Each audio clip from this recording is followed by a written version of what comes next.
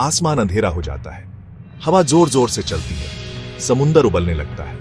ये हैं साइक्लोन्स, बहुत पावरफुल और डिस्ट्रक्टिव। हरिकेन्स, टाइफ्यून्स या साइक्लोन्स के नाम से जाने जाते हैं। ये हमें नेचर की रॉ पावर की याद दिलाते हैं। इनको समझना बहुत इंपॉर्टेंट है तैयारी और सर्वाइवल के लिए।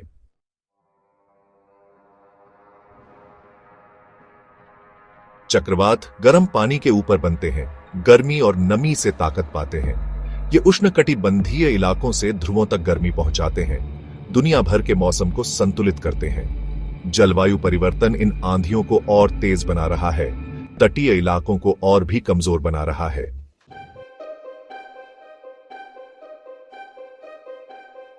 चक्रवात गर्म समुद्री हवा ऊपर उठने से शुरू होते हैं, जिससे कम दबाव बनता है। कोरियोलिस प्रभाव हवा को घुमाकर एक भंवर में बदल देता है, एक शक्तिशाली तूफान बनाता है। चक्रवात की आंख शांत होती है, लेकिन आसपास की आईवॉल में असली कहर होता है।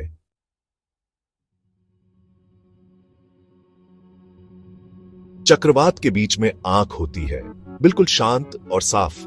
इसके चारों तरफ आईवॉल होती है, सबसे तेज हवा और बारिश के साथ। स्पाइरल रेन बैंड्स बाहर तक जाते हैं, सेंटर से दूर तक तेज बारिश और हवा ले जाते हैं।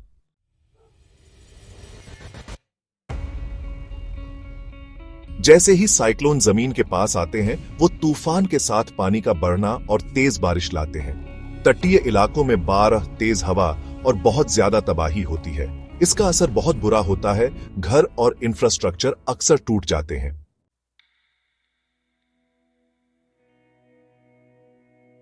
चक्रवात तटीय इलाकों का सत्यानाश कर देते हैं, समुद्र के किनारे मिट्टी को काट देते हैं और निचले इलाकों में बाढ़ लाते हैं। जंगलों और प्रवाल भित्तियों को बहुत नुकसान पहुंचता है, जीवों की विविधता पर असर पड़ता है। पर्यावरण को होने वाला नुकसान हमें याद दिलाता है कि सभी जीव एक दूसरे से जुड़े हुए हैं।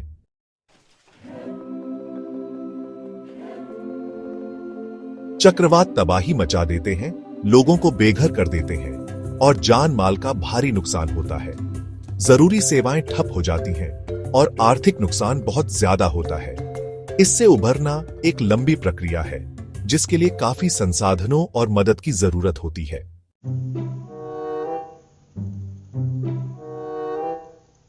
निचले इलाके, जहां बहुत लोग रहते हैं, वो साइक्लोन से सबसे ज्यादा खतरे में होते हैं। विकासशील देशों में अक्सर इन तूफानों से निपटने के लिए सुविधाओं की कमी होती है। जलवायु परिवर्तन साइक्लोन की आवृत्ति और तीव्रता को बढ़ा रहा है, जिससे कमजोरियां और बढ़ रही हैं।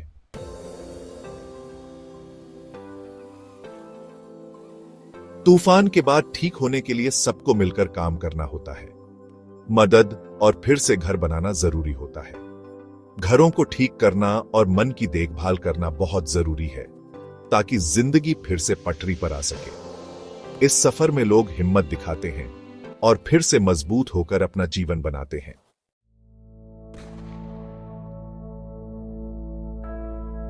जलवायु परिवर्तन चक्रवातों को प्रभावित कर रहा है, उन्हें और भीषण बना रहा है। वैज्ञानिक अध्ययन कर रहे हैं कि ये परिवर्तन तूफान की आवृत्ति और शक्ति को कैसे प्रभावित करते हैं। इस संबंध को समझना जीवन की रक्षा करने और लचीलापन बनाने के लिए बहुत महत्वपूर्ण है।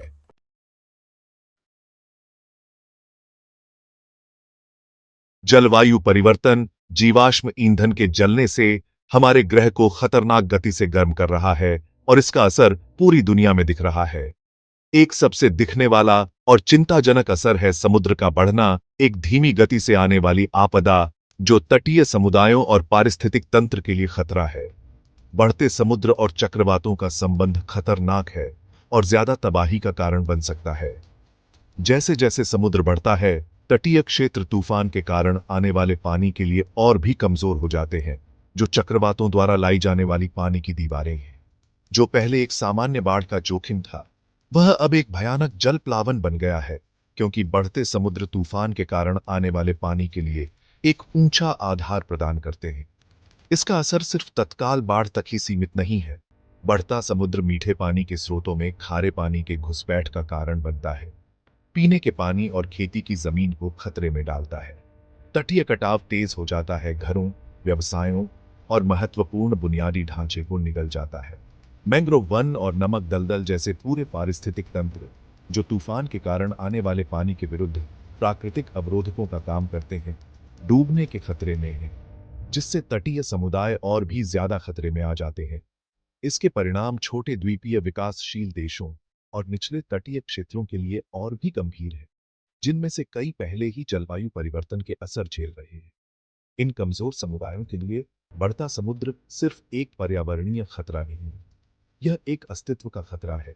उनके अस्तित्व को खतरे में डाल रहा है। बढ़ते समुद्र से निपटने के लिए दो तरफा दृष्टिकोण की जरूरत है, शमन और अनुकूलन।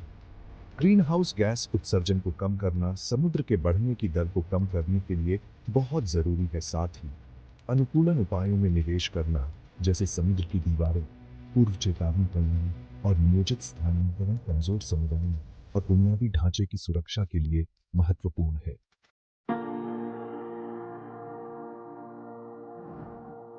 जलवायु परिवर्तन और चक्रवात की तेजी के बीच का संबंध थोड़ा कॉम्प्लिकेटेड है, लेकिन अब साफ होता जा रहा है। गर्म समुद्र का तापमान, जो गर्म होते ग्रह का सीधा नतीजा है, इन भयानक आंधियों को पावर दे रहा है, जिससे तेज और विनाशकारी चक्रवातों का चलन बढ़ रहा है। साइंस सिंपल है। चक्रवात अपनी ऊर्जा समुद्र की ऊपरी परतों में जमा गर्मी से लेते हैं। जैसे जैसे समुद्र का तापमान बढ़ता है, ग्रीन हाउस गैसेस द्वारा ट्रैप्ड अतिरिक्त गर्मी के अब्सॉर्प्शन के कारण चक्रवातों को फ्यूल करने के लिए अवेलेबल एनर्जी बढ़ती है। इससे ज्यादा तेज चक्रवात आ सकते हैं, जिनमें तेज हवा, ज्यादा बारिश और विनाशकारी स्टॉर्म सर्जेस होंगे। इसके अलावा गर्म हवा ज्यादा नमी होल्ड कर सकती है, जिससे चक्रवातों के दौरान ज्यादा बारिश होती है। यह बाढ़ को बढ़ा सकता है, ड्रेनेज सिस्टम्स को ओवरवेल्म कर सकता है और पहाड़ी इलाकों में भूस्खलन का कारण बन सकता है। तेज हवा, ज्यादा बारिश और हायर स्टॉर्म सर्जेस का कॉम्बिनेशन एक perfect storm of devastating impacts create करता है। जबकि क्लाइमेट चेंज और चक्रवात की तेजी के बीच का लिंक वेल एस्टैब्लिश्ड है, चक्रवात फ्रीक्वेंसी पर इसका इंपैक्ट इतना क्लियर नहीं है।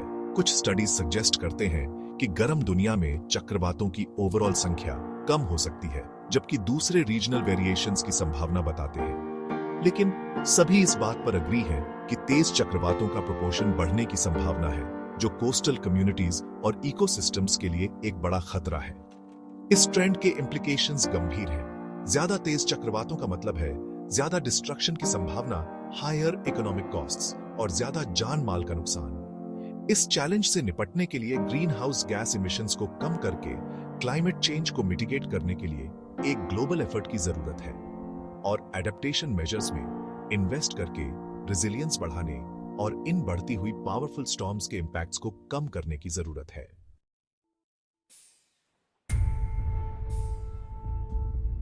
जलवायु परिवर्तन तूफान के व्यवहार को बदलता है, लेकिन तूफानों पर सिर्फ यही इंसानी प्रभाव नहीं है।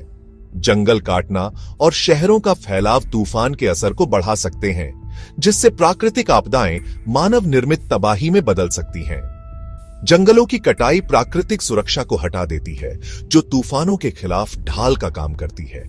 पेड़ हवा को रोकते हैं और इमारतों पर असर को कम करते हैं। जंगल बारिश को सोख लेते हैं और बाढ़ को कम करते हैं। इन सुरक्षा के बिना समुदाय तूफानों के लिए ज्यादा कमजोर हो जाते हैं। बिना योजना के शहरों का फैलाव तटीय इलाकों में खतरों को बढ़ा देता है। कंक्रीट की सतहों से पानी का बहाव बढ़ता है और बाढ़ आती है।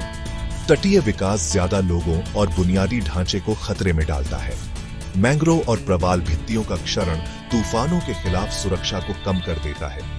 मैंग्रोव के जंगल तूफानी लहरों की ऊर्जा को सोख लेते हैं और तटों को कटाव से बचाते हैं। प्रवाल भित्तियां लहरों की ऊर्जा को कम करती हैं और तटीय समुदायों की रक्षा करती है। इन पारिस्थितिक तंत्रों का विनाश समुदायों को तूफानों के प्रभावों के लिए ज्यादा असुरक्षित बना देता है। हमें अपने पर्यावरण के साथ बातचीत करने के तरीके में एक बड़ा बदलाव लाने की जरूरत है। जंगल फिर से लगाना और नए जंगल लगाना तूफानों के खिलाफ प्राकृतिक सुरक्षा को बहाल करने में मदद कर सकता है। योजनाबद्ध शहरीकरण खतरों को कम कर सकता है और समुदायों को मजबूत बना सकता है। तटीय पारिस्थितिक तंत्रों की रक्षा और पुनर्स्थापना समुदायों को तूफानों के प्रभाव से बचाने के लिए महत्वपूर्ण है।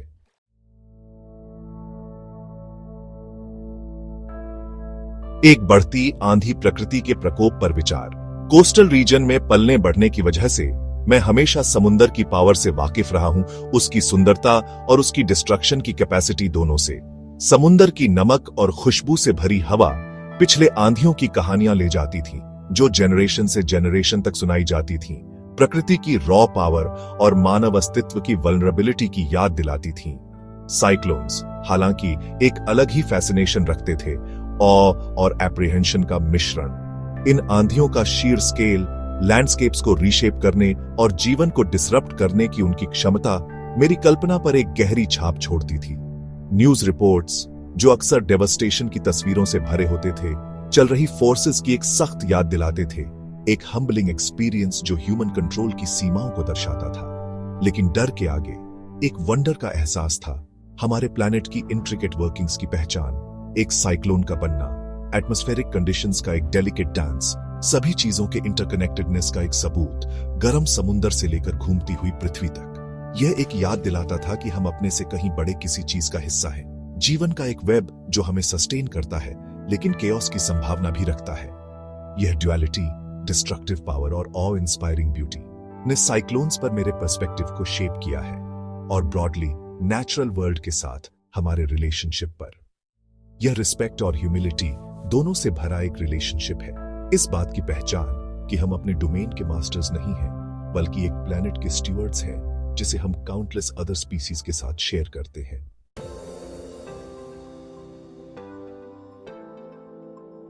जैसे जैसे मैं साइक्लोन्स के साइंस में गहराई से गया, ह्यूमन एलिमेंट एक रिकरिंग थीम के रूप में उभर कर आया, एक धागा जो इन सीमिंगली नेचुरल डिजास्टर्स को हमारे अपने एक्शंस से जोड़ता था।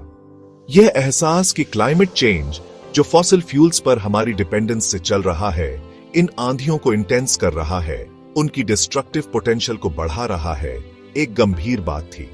हमारे एक्शंस और साइक्लोन्स के कारण होने वाले दुख के बीच का कनेक्शन, हालांकि अक्सर टाइम और डिस्टेंस से अलग होता है, इग्नोर करना इम्पॉसिबल हो गया। फॉसिल फ्यूल्स का जलना, डिफॉरेस्टेशन, अनप्लैन्ड अर्बनाइजेशन, सभी ने एक ऐसे सिस्टम में योगदान दिया जो इंक्रीजिंगली आउट ऑफ बैलेंस था। एक ऐसा सिस्टम जहां हमारे एक्शंस के कॉन्सिक्वेंसेस उन लोगों द्वारा महसूस किए जा रहे थे जो सबसे कम जिम्मेदार थे। इस एहसास ने रिस्पॉन्सिबिलिटी की भावना लाई, इस बात की पहचान कि हम इन घटनाओं के सिर्फ पैसिव ऑब्जर्वर्स नहीं हैं, बल्कि अपने आसपास की दुनिया को शेप करने में एक्टिव पार्टिसिपेंट्स हैं। हम जो चॉइसेस करते हैं, इंडिविजुअली और कलेक्टिवली दोनों, उनके कॉन्सिक्वेंसेस होते हैं, सिर्फ हमारे लिए नहीं, बल्कि फ्यूचर जनरेशंस के लिए और उन काउंटलेस अदर स्पीसीज के लिए जो हमारे प्लैनेट को शेयर करते हैं। हमारे सामने चैलेंज सिर्फ साइक्लोन्स के साइंस को समझना या ज्यादा एक्यूरेट फोरकास्टिंग मॉडल्स डेवलप करना नहीं है। यह इस अनकंफर्टेबल ट्रूथ का सामना करना है कि हम अपनी वल्नरेबिलिटी में कंप्लिसिट हैं।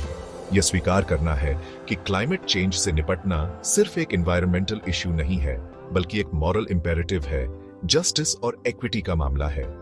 आगे का रास्ता क्लियर है, हालांकि चैलेंजेस के बिना नहीं। हमें फॉसिल फ्यूल से दूर होना होगा, रिन्यूएबल एनर्जी सोर्सेज और सस्टेनेबल प्रैक्टिसेस को अपनाना होगा। हमें अपने नेचुरल इकोसिस्टम्स की रक्षा और रिस्टोर करना होगा, क्लाइमेट चेंज को मिटिगेट करने और इसके इम्पैक्ट से बचने में उनके वाइटल रोल को पहचानना होगा। और हमें ऐसा अर्जेंसी और आने वाली जनरेशंस के लिए एक हैबिटेबल, इक्विटेबल और रेजिलिएंट प्लैनेट छोड़ने की कमिटमेंट के साथ करना होगा।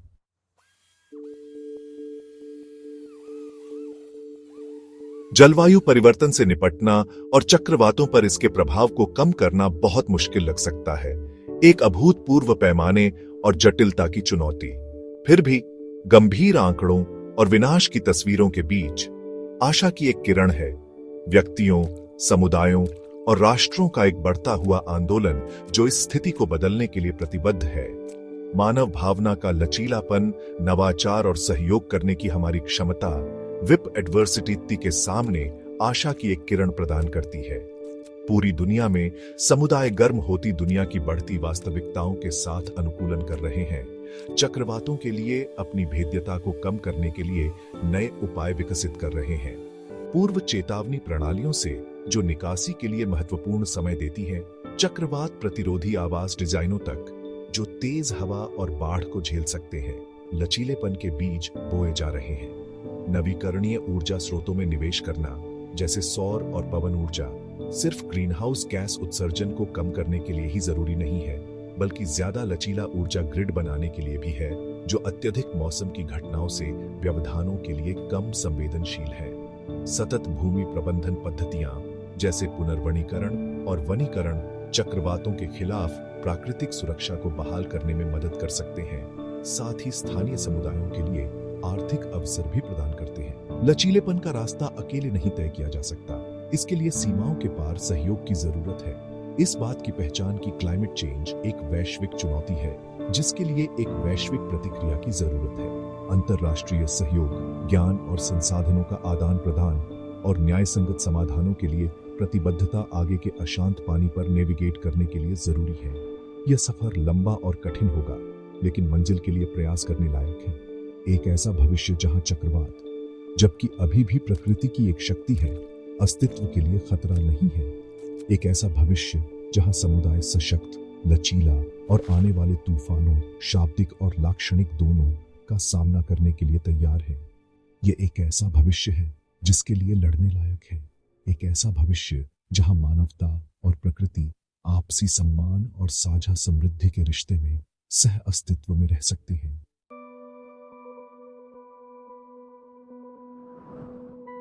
चक्रवात, प्रकृति की कच्ची शक्ति के विस्मयकारी रूप, हमारे ग्रह की गतिशीलता और प्रकृति के प्रकोप के सामने हमारी खुद की कमजोरी की एक कठोर याद दिलाते हैं। ये घूमते हुए तूफान समुद्र तटों को आकार देते हैं और हजारों सालों से सभ्यताओं को प्रभावित करते हैं। विघ्न डालने, नष्ट करने और फिर से आकार देने की उनकी शक्ति हमारी तकनीकी प्रगति के लिए एक विनम्र विरोधाभास का काम करती है। हमें याद दिलाती है कि हम अंततः प्राकृतिक दुनिया की दया पर हैं। जैसे जैसे हम भविष्य की ओर देखते हैं, जलवायु परिवर्तन का साया मंडराता है, क्षितिज पर एक बेचैन करने वाली परछाई डालता है। कम कार्बन वाले भविष्य की ओर बढ़ना, हालांकि चुनौतीपूर्ण है, एक अधिक टिकाऊ और लचीला दुनिया की ओर एक रास्ता प्रदान करता है। एक ऐसी दुनिया जहां चक्रवातों के प्रभावों को कम किया जाता है और मानवता और प्रकृति दोनों की भलाई की रक्षा की जाती है।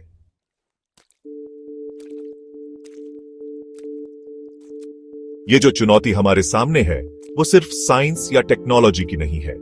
ये हमारी सामूहिक इच्छा शक्ति की चुनौती है। एक ग्लोबल थ्रेट के सामने डिसाइसिवली और कोलैबोरेटिवली एक्ट कर पाने की हमारी क्षमता की परीक्षा है। क्लाइमेट चेंज से निपटना और साइक्लोन्स पर इसके इम्पैक्ट को कम करना धरती मां के साथ हमारे रिश्ते में एक बड़ा बदलाव चाहता है। हमें यह समझना होगा कि हम मालिक नहीं हैं, बल्कि एक साझा विरासत के रखवाले हैं।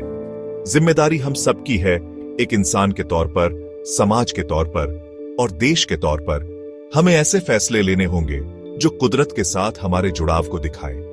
रिन्यूएबल एनर्जी सोर्सेज को अपनाना, सस्टेनेबल लैंड मैनेजमेंट प्रैक्टिसेस को बढ़ावा देना और अपने कार्बन फुटप्रिंट को कम करना सिर्फ खोखले विचार नहीं है। ये ठोस कदम है जो एक मजबूत भविष्य बना सकते हैं। आगे का काम मुश्किल लग सकता है, लेकिन दूसरा रास्ता, एक ऐसा भविष्य जो और भी ज्यादा विनाशकारी साइक्लोन्स और क्लाइमेट रिलेटेड डिजास्टर्स से बर्बाद हो, वो तो बिल्कुल भी मंजूर नहीं है। हमारे पास ज्ञान है, साधन है और क्षमता है एक अलग रास्ता चुनने की, एक ऐसी दुनिया बनाने की जहां कुदरत के कहर का सामना इंसानी दिमाग की ताकत से हो। एक ऐसी दुनिया जहां साइक्लोन्स भले ही एक खतरा हो, लेकिन जिंदगी का अंत ना हो। आगे का रास्ता साफ है। हमें अभी कदम उठाने होंगे पूरी ताकत और लगन के साथ, क्लाइमेट चेंज को कम करने के लिए, इसके इम्पैक्ट्स के साथ ढलने के लिए और एक ऐसा भविष्य बनाने के लिए जहां इंसान और कुदरत साथ मिलकर फल फूल सके। हमारी विरासत उन मुसीबतों से नहीं आंकी जाएगी जिनका हमने सामना किया, बल्कि इससे कि हमने कैसा जवाब दिया, हमने कैसे फैसले लिए और हमने आने वाली पीढ़ियों के लिए कैसा भविष्य बनाया।